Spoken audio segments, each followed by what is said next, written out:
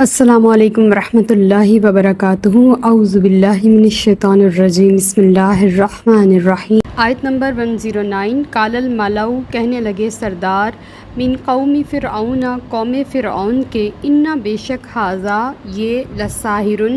جادوگر ہے، علیم ماہر، یعنی کہ موسیٰ علیہ السلام کی طرف اشارہ کر کے کہنے لگے کہ یہ شخص تو بڑا ماہر جادوگر ہے، کیونکہ جو چیز حضرت موسیٰ علیہ السلام نے ان کو دکھائی تھی وہ ان کو معجزہ نہیں لگی تھی۔ اس علاقے میں جادو کا بڑا زورہ تھا اور لوگ جادو کرتے کراتے رہتے تھے، تو جادو اور معجزے کا فرق تو اب سمجھ آ گیا نا کہ جادو کیا ہوتا ہے اور معجزہ کیا چیز ہے۔ تو وہ سمجھے بیٹھے تھے کہ یہ بھی جادو ہی ہے، اور انہوں نے حضرت موسیٰ علیہ السلام کو جب کوئی بس نہ ان پر چلا تو انہوں نے سیدھا یہی کہہ دیا کہ یہ شخص بڑا جادوگر ہے، حالانکہ وہی لوگ تھے جنہوں نے ان سے دلائل طلب کیے تھے کہ ہمیں اپنی نبوت کی دلیل دیجیے۔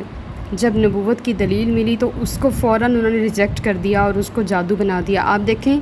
ہمارے روزمرہ زندگی کے معاملات میں بھی اس طرح ہوتا ہے کہ اگر کوئی شخص کسی چیز کا دعویٰ کر رہا ہوتا ہے تو وہ ہم سے اس کا ثبوت مانگتا ہے۔ یہ عدالتی معاملوں میں بھی ہوتا ہے، یہ ارد گرد بھی ہوتا ہے کہ گھروں میں بھی، آفس وغیرہ میں، کالجز، اسکولوں میں بھی ہوتا ہے کہ وہ ثبوت مانگتے ہیں، دلیل طلب کرتے ہیں، اور اگر تو وہ فیصلہ ہمارے حق میں ہو جاتا ہے اور ہم وہ دلیل پیش کر دیتے ہیں تو وہ ایک نیا ایشو کھڑا کر دیتے ہیں،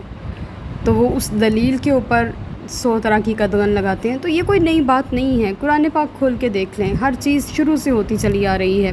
صرف چہرے بدل رہے ہیں، وقت بدل رہا ہے، دن بدل رہے ہیں، رات بدل رہے ہیں، کیلنڈر چینج ہو رہے ہیں، سب کچھ ویسے کا ویسا ہی ہے۔ آیت نمبر 110۔ یریدو چاہتا ہے، ان یخرجکم کہ نکال دے تمہیں، من ارضکم تمہاری زمین سے، یعنی کہ اس ملک سے،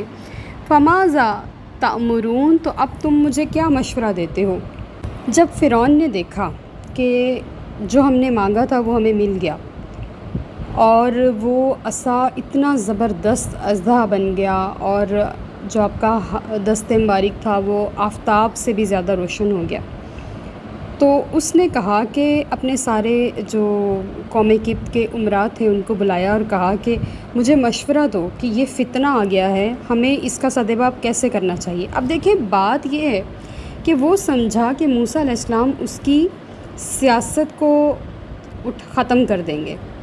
وہ یہ نہیں سمجھا کہ وہ کس لیے تشریف لائے ہیں۔ وہ ان کو سب سے پہلے اپنا سیاسی حریف سمجھ بیٹھا کہ اب یہ تختہ الٹے گا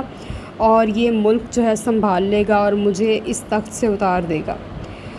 حالانکہ اللہ کی یہ شان نہیں ہے کہ وہ اپنے نبیوں کو یہ سب سکھائے۔ جب نبی بنتا ہے کوئی شخص تو وہ بغیر ذاتی لالچ کے، بغیر کسی معاوضے کے یہ کام فی سبیل اللہ انجام دے رہا ہوتا ہے۔ میں آپ کا مقصد صرف اتنا تھا کہ جو قبطی قوم تھی، حضرت یوسف علیہ السلام کی قوم تھی، جو کہ پہلے فلسطین میں رہتے تھے اور اب مصر میں آ کے آباد ہو گئے تھے، وہ صدیوں سے ان کی غلامی میں پس رہے تھے، وہ چاہتے تھے کہ اب یہ اپنے ملک میں واپس چلے جائیں اور ان کی غلامی کا جو لمحہ ہے وہ ختم ہو جائے، اور ادھر فرعون یہ سمجھا بیٹھا تھا کہ یہ میری سلطنت کو الٹانے آ گئے ہیں۔ آیت نمبر 111۔ قالو بولے، ارجح مہلت دو، ہی کا مطلب یہ جو ہی کا ضمیر ہے یہ حضرت موسیٰ علیہ السلام کی طرف جا رہی ہے، وَأَخَاهُ اور ان کے بھائی کو، وَأَرْسِلْ اور بھیج، فِي الْمَدَائِنِ شہروں میں، حاشرین ہرکارے، حاشرین مطلب کہ ایسے لوگ جو ہمیں چاہیے، جیسے کہ ایمبیسڈرز ہوتے ہیں، جیسے پیغام بھر ہوتے ہیں، اس طرح کے لوگ۔ تو انہوں نے مشورہ یہ دیا کہ ٹھیک ہے، اگر یہ اپنے جادو کے اثر سے ہماری سلطنت کو ختم کرنے آ رہا ہے تو یہ اور اس کے بھائی کو مہلت دے دو کچھ دنوں کے لیے، اور کہنا کہ آپ اتنے دنوں کے بعد آئیے گا، اور اتنی دیر تک سارے شہروں میں جو قریب قریب کے مصر کے شہر ہیں ان سب میں اپنے نمائندے بھیجیے، اپنے انویسٹرز بھیجیے، اور ان کو یہ پیغام دے کر بھیجیے۔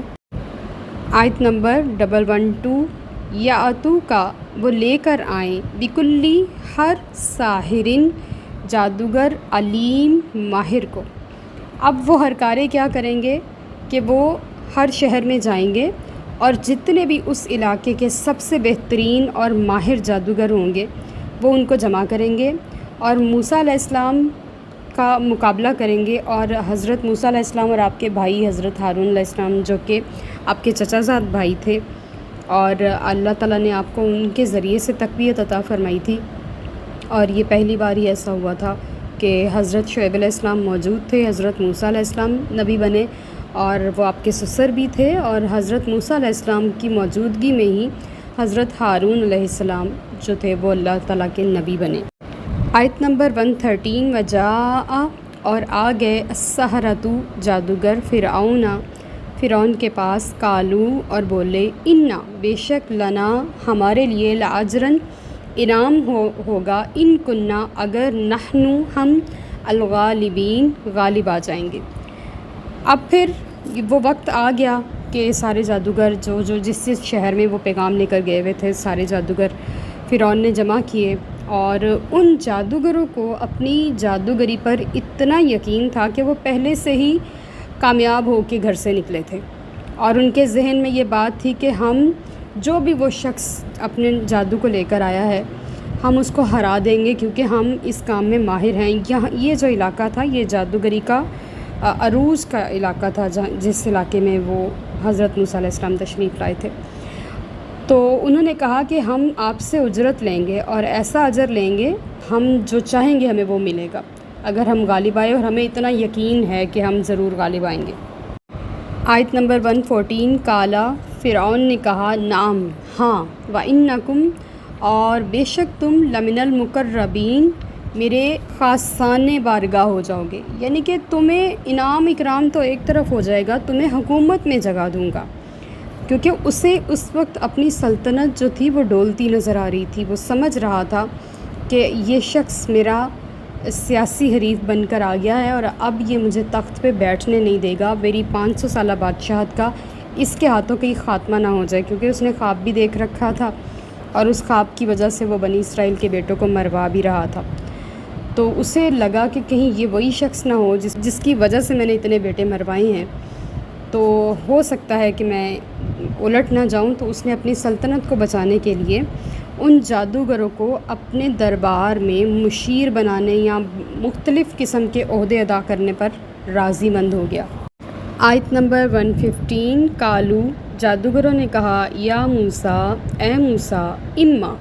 یا تو تم، ان تلقیا، پہلے ڈالو، و اما، ورنہ، ان نکونا، ہم ہی الملکین، پہلے ڈالنے والے ہیں۔ اب مقابلے کا وقت آ گیا، مقررہ تاریخ آ گئی، دونوں فریقین آمنے سامنے آ گئے، اور جتنے بھی جادوگر تھے مصر کے، ایک پورا جم غفیر تھا، ایک بڑا لشکر تھا جو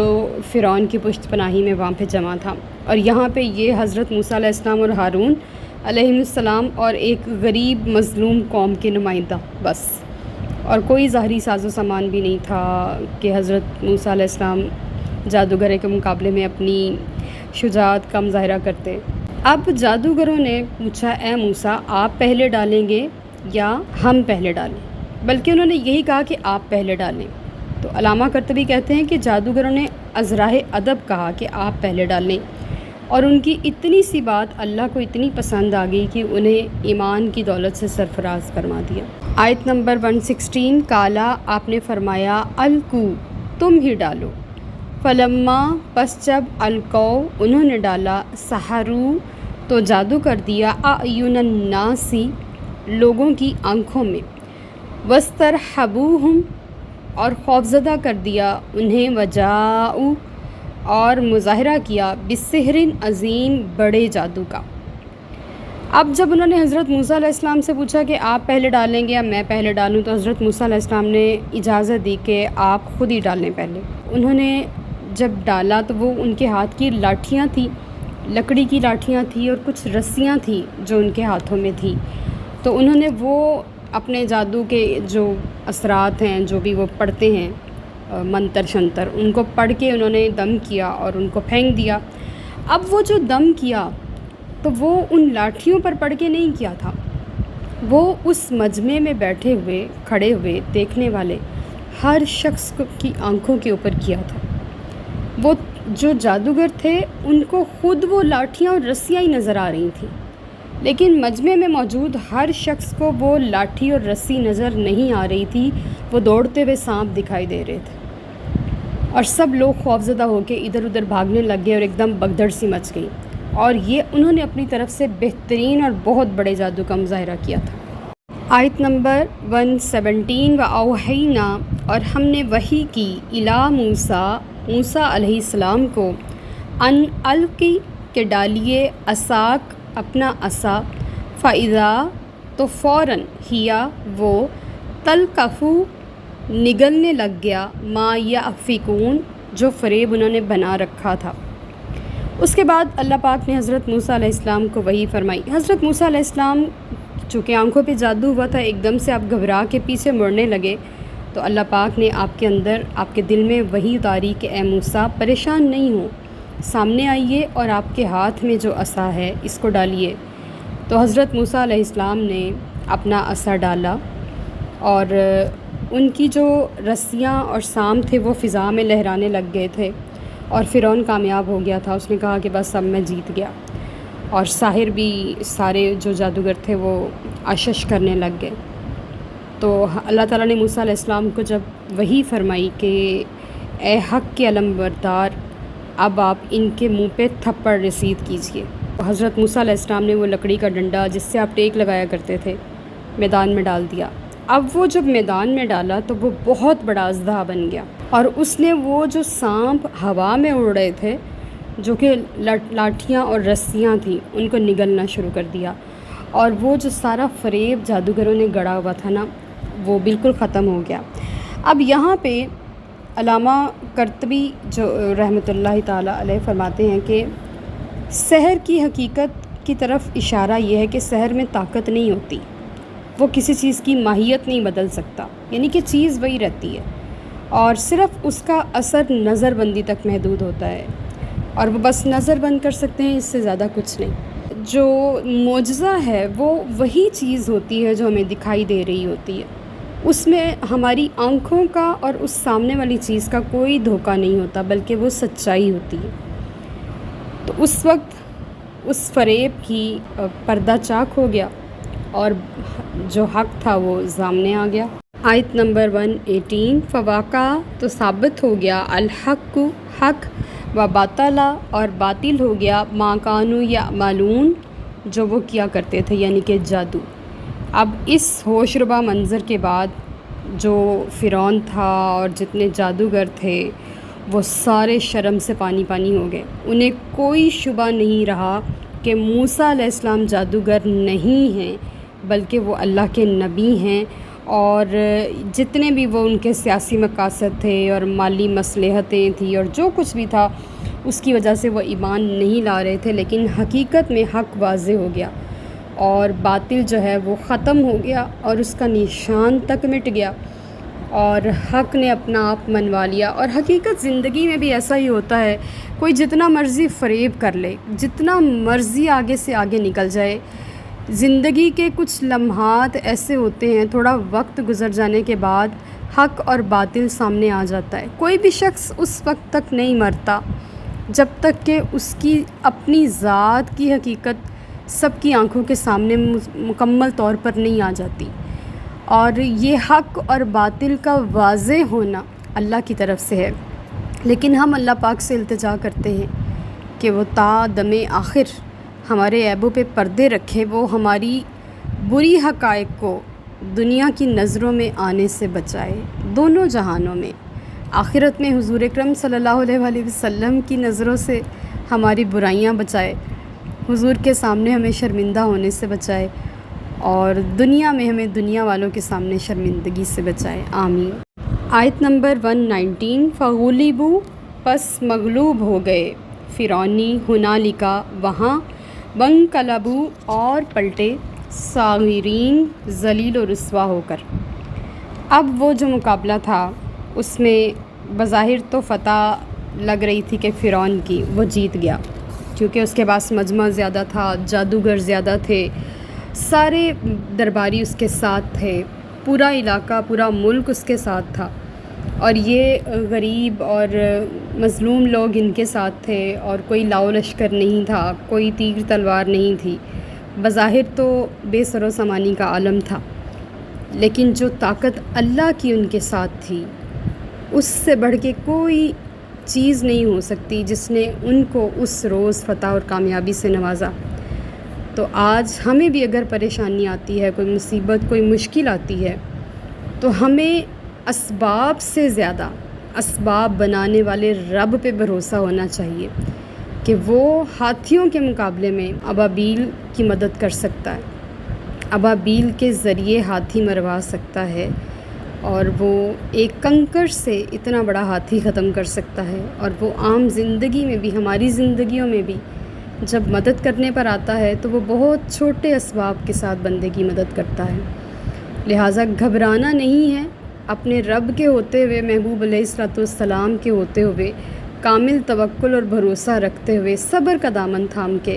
گھبرانا نہیں ہے، کسی بھی مشکل میں اللہ مددگار ہوتا ہے۔ آیت نمبر 120 وَأُلْقِيَ اور گر پڑے السَّحَرَةُ جادوگر الساجدین سجدہ کرتے ہوئے۔ جب انہوں نے دیکھ لیا کہ ہم نے جو مکر و فریب بنایا تھا وہ ہماری اور موسیٰ علیہ السلام تک کی آنکھوں پہ انہوں نے جادو کر دیا تھا، یعنی کہ جتنے وہاں کے لوگ تھے، لیکن جب انہوں نے موسیٰ علیہ السلام کے عصا کو اژدہا بنتے دیکھا تو انہوں نے اپنی سر کی آنکھوں سے یقین کر لیا تھا کہ یہ جادو نہیں ہے، کیونکہ ایک جادوگر ہی جادو کے اصل میں باریکیوں اور کمالات کو جانتا ہے۔ اس نے جب دیکھا نا کہ یہ جادو نہیں ہے، یہ کچھ اور ہے، اور یہ وہ ہے جس کو سارے انبیاء کرام لے کے آتے رہے ہیں، اور وہ اس بات پر سب سے پہلے مومن ہو گئے کیونکہ انہوں نے اس چیز کو سب سے پہلے جان لیا۔ اب اس بات سے ہمارے لیے ایک نقطہ نکلتا ہے کہ جو جتنا زیادہ اللہ کا عارف ہو جاتا ہے نا، اللہ کی معرفت رکھتا ہے، اللہ کی پہچان رکھتا ہے، وہ اتنا زیادہ سجدہ کر کے اس کے قریب ہوتا ہے، اور جو جتنا زیادہ اللہ سے محبت کرتا ہے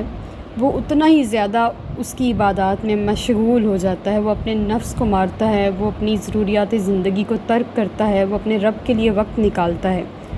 تو جادوگر سجدہ کرتے ہوئے گر پڑے زمین پر کہ انہوں نے اس چیز کی معرفت حاصل کی، اور معرفت نے انہیں سجدے پر مجبور کیا، اور انہوں نے اپنا پرانا دین چھوڑ کے موسیٰ علیہ السلام کے رب پر ایمان لانے کے لیے سجدہ اختیار کیا۔ آیت نمبر 121 قالو کہنے لگے آمنا ہم ایمان لائے برب العالمین سارے جہانوں کے پروردگار کے سامنے، اور ساتھ ہی ان کی زبان سے کلمہ طیبہ یعنی کہ اس وقت کا جو کلمہ تھا لا الہ الا اللہ موسیٰ کلیم اللہ، یہ کلمہ جاری ہو گیا، اور وہ اللہ تعالیٰ کے اوپر ایمان لے آئے، اور انہوں نے اس بات کا یقین کر لیا کہ واقعی موسیٰ اللہ پاک کے نبی ہیں اور اللہ نے ان کو نبوت عطا فرمائی۔ آیت نمبر 122 ربی موسیٰ جو رب ہے موسیٰ علیہ السلام کا، و ہارون اور ہارون کا، اور ان کی زبانوں پہ اللہ تعالیٰ کا نام جاری ہو گیا۔ اور معرفت کا یہ عالم ہوتا ہے کہ وہ انسان سے وہ کام بھی کروا لیتی ہے جو وہ عام حالات میں نہیں کر پا رہا ہوتا۔ تو جب بندہ پہچان حاصل کر لیتا ہے اور وہ پہچان اس کے عمل میں بھی اتر جاتی ہے، اس کے نفس پہ، اس کی روح پہ، اس کے ذہن پہ اور اس کے دل پہ بھی طاری ہو جاتی ہے، پھر وہ بڑی تسلیم و رضا کے ساتھ اللہ کو مانتا ہے۔ تو انہوں نے حضرت موسیٰ اور ہارون علیہ السلام کا نام لے کر کہا کہ ان کے رب پر ایمان لاتا ہوں، تو یہاں سے بھی وسیلے کا نقطہ ملتا ہے۔ وما علینا الا البلاغ المبین۔ Like, subscribe and share.